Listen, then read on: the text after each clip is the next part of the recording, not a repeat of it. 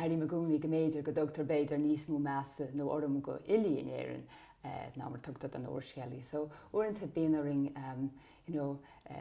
well, mu téine chur láthair bhealach le cínú go méidir gohfuil an dáhíomháin. Rud eile dúirt an cainach smaoine mar le déanas ná an rud a dúirt sé faoi Merryman go mé meanam nach maireach na cinné agus go rá leis bheith an sríomh mar sin a héin agus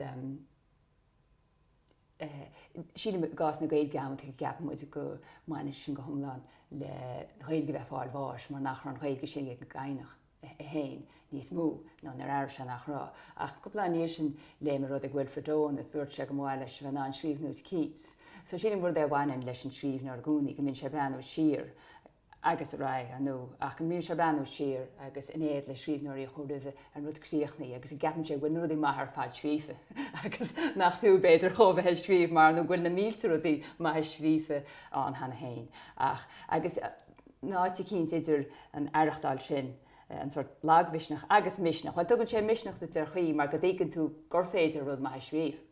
Gur rud maithe sríomhnar, rud an sríomhnar go maint tú héin sása bheas. Ach ag an nám céine nach bhfuil an go náchanna tú héin a tá marachtáil in níis san nám fiú láthair agus gúil tean deach an nám fiú láthair eiceáil seachas an támatá imí.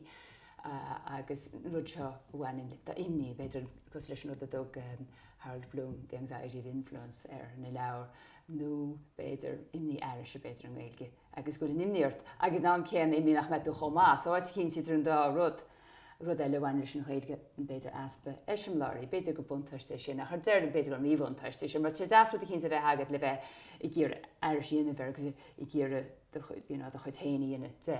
Ach ar nó tá neor blán le heisimláirí húrscéalt agus tá rán agus féidir ar go héin íana díhan ar go tríomhní héin. So ní bhain ílann sin nach tá ar fad an is líiad ar fad.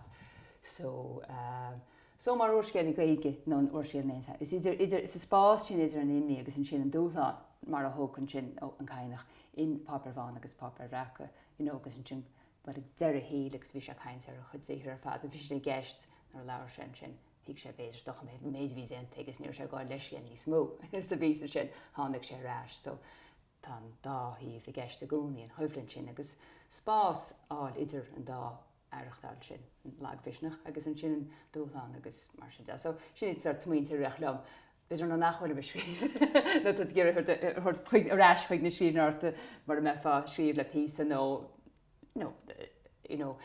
chud gan lá nach me fá sríomh agus mar sin de tríomh nach tain sin eile.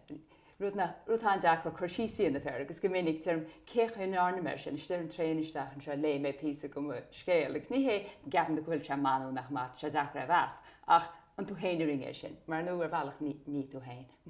Mar ringe tú é dáhan rud se ringe sé rud eile díd. Go puinte tá sé sin beidir eiste chorách.